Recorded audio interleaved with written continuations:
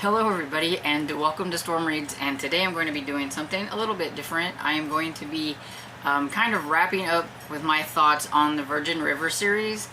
I read that series with my friend Barb. We buddy read the whole entire thing. There's 19 books in the series, and we started, I think we started last year. It was either last year or the year before, but I think it was last year. But anyway, we started reading it and we just kind of sprinkled it in here and there with our other buddy reads. And since we were getting close to the end, we wanted to go ahead and wrap it up, even though it was a little bit bittersweet and we both didn't want to leave the town of Virgin River. We thought it was, time to go ahead and finish up the series. And we started this series, we started going down this series because we watched the first season, I think. It was either the first or second, but I think it was the first season of the TV version of Virgin River. And we liked it. The first season. I think the first season is probably the best season out of the whole thing. and it was like, oh, this is like a nice cozy town. It's based on a book series. Let's read the book series because that's how you should do things. So we started reading the book series, and reading the book series we were kind of like, wait, this is like really different than the TV show. And we got to where we preferred the books to the TV show, and I will talk a little bit about that at the end, kind of like my thoughts on how the book series is a little bit better, in my opinion, than the TV series, but it also depends on your level of drama. But anyway, the Virgin River series, like I said, it's 19 books, but I do believe that it was originally only 18 books because the 18th book came out in 2012. And then it was like maybe the author decided she wanted to go back and revisit Virgin River in 2020. And then she wrote the Return to Virgin River, which is number 19. And I'm okay with that. If she would like to return to Virgin River every now and then and give me a book so that I could, be back in the town with all of my favorite characters, that would be great. Because I've really come to really love the characters, even if they're just side characters. Like there are some really great side characters in here that don't really necessarily get a love story, but you kind of get to follow their story throughout all the different books and everything. And yeah, there's only like a couple of people in Virgin River like that you were always like, oh, I don't like that person, or I wish that person was a little different. But for the most part, everybody's pretty cool. It's definitely that picture perfect town where everybody helps everybody and they're always willing to lend a hand. If you don't have money, that's okay. Jack's bar is pretty much run on the fact that he gets groceries from other people. So somebody's growing vegetables and that's the only way they have to pay for things. So they'll here, you can have these vegetables and I will give you some food. I will make food with these vegetables and here you go, or something. Preacher's a really good cook and everything. To me, I think there are three main relationships that you see throughout the stories, and then you have different ones with each book. But you do get a lot of the characters coming and going from all of the books, and when you first start reading it, I think it could be slightly overwhelming because you're getting introduced to new characters every time, and it's like, oh, well, where do these fit in? But a lot of these fit in because a lot of them, they're either friends or family, and so that way I think it's a little bit easier. But like we have like the first one, which is just the number one, which is Virgin River. We have Jack and Mel, and everybody who's probably watched the TV show knows all about Jack and Mel. Their romance was the very first book. It only took one book to resolve everything, unlike the TV series, but And Shelter Mountain, which was the second book, was about Preacher and Paige. Yes. I don't know what they were thinking on the TV show, but Preacher and Paige. And Whispering Rock, which is Mike and Bree's romance. So right there, you can kind of tell how they have weaved something different into the TV show. And so, but those are like the three, I think, kind of main ones. And then you have some that are reoccurring that you see during it, but there are some that, like, you have their relationship in the one book, and they're hardly ever talked about, and so I don't really even remember them. Like the fourth book, which was A Virgin River Christmas, is about Marcy and Ian, and I kept trying to think if I've ever heard them talk a lot about them, and I don't remember them in the rest of the books. But you have Vanessa and Paul, which is from Second Chance Past, and they are in a lot of the books. And of course you have Rick and Liz, which that one's from number 7, which is Paradise Valley and everything. They're pretty prevalent here and on the TV show. You have the Rye Ordens. There are, let's see, 1, 2, 3, 4. There are 5, I think. Yes, there are 5 Riordan brothers. So you have each one of theirs, their relationships and everything that happen through here. Either they come to Virgin River to visit a brother and to mend a heartbreak or a problem. A lot of them are flyboys, like they were in the Air Force or Navy, or they were in some kind of military. I feel like Virgin River is a military town. I mean, Jack used to be in the military, Preacher was in the military, I believe Mike was, I think Ian was, because Ian is having a hard time dealing with some things after that. Paul was in the military, and so like I think most of the Riordans were in the military.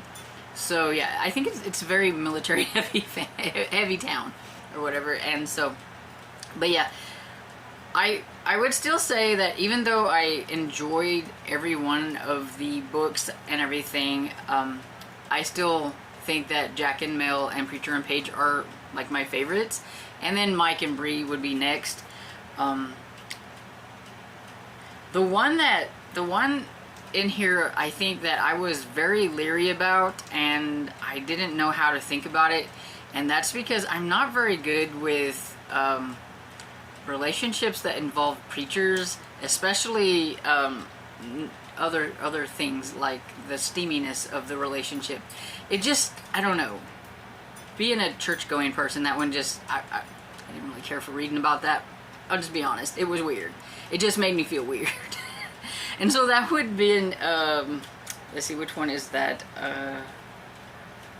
Forbidden Falls, which is about Noah and Ellie. Now, I love Noah, the preacher, and I think he's a great character, and he is definitely willing to be there for others and everything throughout the series.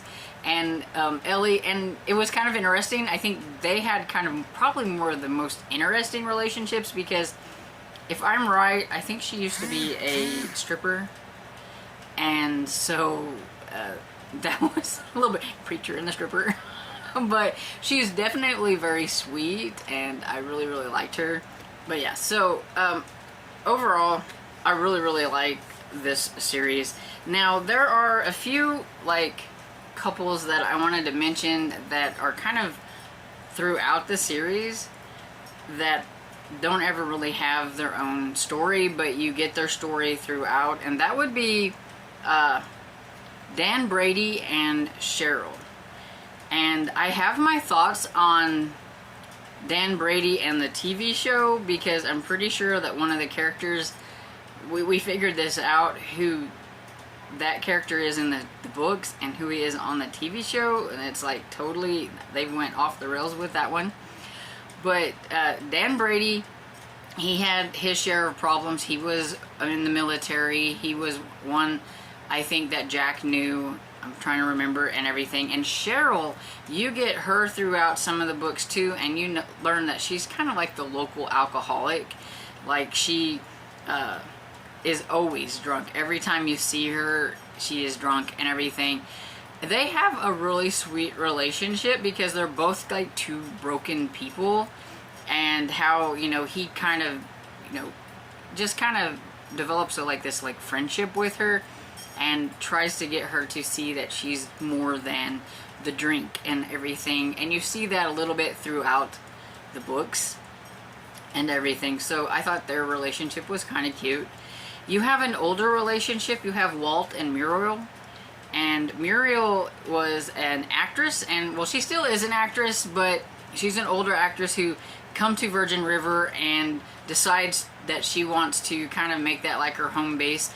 and she buys this place and she fixes it up kind of on her own. It's just kind of like a project for her or whatever. And Walt, you know, you meet him, and he is he's the either the grandfather, the uncle, or he's some relation to Shelby, which is another character that has a book in here and everything. So you get him a lot and everything. He has some really fun moments, and they're like two like totally different people, but so their relationship is really fun because like she's an actress and he's a country boy. He has a ranch or whatever, and you know, he's an older rancher, kind of, you know, set in his ways with these things, and he's trying to get into her world, and she's an actress, and he has to be okay with her going, because she gets like a job and going and being an actress and staying in like LA for extended periods of time and things. So you kind of get their relationship a little bit throughout, which it was just cute. You have Hope and Doc. Hope and Doc are so different in the books than the TV show, and I'm getting ready to talk about some of the changes that I'm not really happy with in the TV show, just to let you know that if you come from the TV show and you think, oh, I like this TV show and it's based on a book series, and don't expect a lot of the stuff that you see in the TV show, because it's going to surprise you. It really is. One of those things is the fact that Hope and Doc, they're not married. They don't have a relationship of any kind. They're two older people within the town that help kind of run the town. And yes, Doc is grumpy, but Doc, he seems a lot older in the book series than the guy that plays him, Tim Matheson or whatever. And some of the stuff that they do with Hope and Doc, I like better in the TV series. And I can't say anything because that would spoil, but you would just have to read the series to find out what I'm talking about whenever it comes to that. But I do know that like Muriel in the TV show, like she's just an ordinary person. Like it's like they took her name, but she's not like the actress or whatever that's in the book series. And there's no Walt, and I'm kind of sad because I like Walt, so I would like them to bring a Walt in. You know, Muriel needs somebody, so, you know, even if it's not going to be like the same dynamics, they could still bring in a Walt. Pretty sure that the Brady character that is in the show, that from the beginning, you don't like him, then you might kind of like him.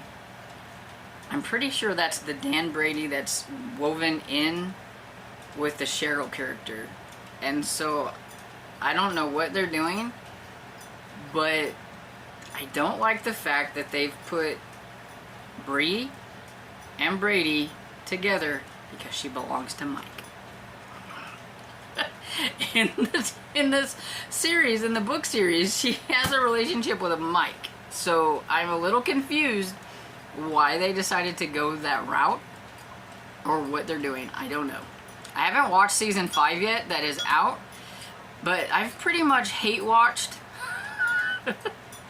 the seasons after reading the books. Because once you get the books and you see how nice and fluffy and sweet, yes, there's a little spice. There is some open door scenes there and all that kind of stuff and everything. But they're sweet. Small town. There's not as much drama. Yeah, there is always that third act complication or whatever it is that spurs on the whole like getting together at the end type things. But the Jack and Mel never had so much drama. And Charlene and the babies, that was never part of them. So that was somebody else's. Yeah, that was in Vanessa and Paul's relationship. Not Jack and Mel. So I don't know what they were thinking. It's like they tried to grab like these little bits of the different books and put them together. But here's what I would like to know. Where are the Riordan brothers? Because the Riordan brothers are a very big part of the book series, and I don't think I've ever seen any of them in the TV series. So it's like they've took the first like 3 or 4 like characters from the book series and then maybe picked one out here and there, because like we got Rick and Liz, and Rick and Liz, their relationship in the book and the TV show is a lot different as well. And what on earth did they do to Preacher and Paige? I don't have a clue why they went the way they did with Preacher and Paige. It was never that way. There was never that much drama. Yep, Paige did have some problems with her ex, but it was dealt with a little bit different than that. And I don't know. So what I would just like you to know, that if you're coming from the TV series and you think, oh, I want to read the book series, just know that it's going to be completely different. The relationships are going to be completely different. So like if you're watching the TV show and you like Brady and Bree, you're going to be awfully disappointed whenever you start reading the book series and find out that they don't have a relationship. And, you know, if Preacher's one of your favorite characters and everything, well, he does have his relationship and it's super cute, and he's a lot different and a lot more shy and a lot just different than in the books, or in the TV series. The book one, he is so cute though in the books. I love Jack and Mel and Preacher and Paige are probably my favorites out of the whole thing. I think I've said that before. So I don't like what they've done to them on the screen, and then the Mike and Bree thing. But yeah, there's also you meet Denny in the TV series, and there is a Denny in here. It's in number 14, Bring Me Home for Christmas. It is about Becca and Denny. So like there is a Denny, but and sort of his storyline and that storyline is kind of, but still not. No, they've switched things around and everything. But yeah, so slightly ranty sort of wrap up because I don't like what they've done to my characters on the TV show. But really, I think that everybody should read the series because I really like the series. Okay, disclaimer. It's very baby heavy and everything, so I know that maybe some people won't care for that too much, but it does kind of... Okay, Jack and Mel, Preacher and Paige, and I think Mike and Bree, it's kind of baby heavy with like them, and maybe like with Vanessa and Paul. But it seems like after that, like them popping out babies left and right kind of slows down, because Barb and I would always laugh about it. There's something in the water, because they were always having babies, and so it seems a little unrealistic, but at the same time, I mean, you do have all these different relationships.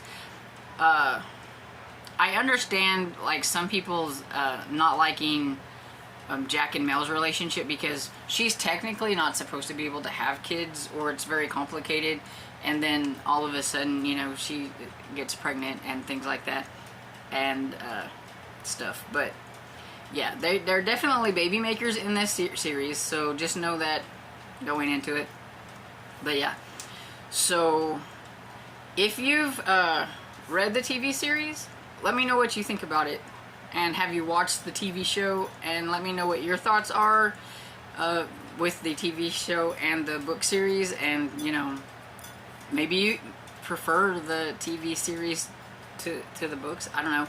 I think there's an audience for both of them. I think if you've never read this series, then you're going to probably enjoy the TV series more than me. If you started out with the book series, you might have the same feelings that I have, and I would like to know your thoughts down in the comments, please. And so I hope you enjoyed this. It's the first time I've ever tried doing like an overview of like a series, and I probably rambled, and I don't know, hopefully I made some kind of sense. I'm probably going to edit this and go, what on earth were you talking about? But hopefully this went fairly well. And hope you liked this video, and if you did, please give it a thumbs up and subscribe, and I will see you on the next video. Bye.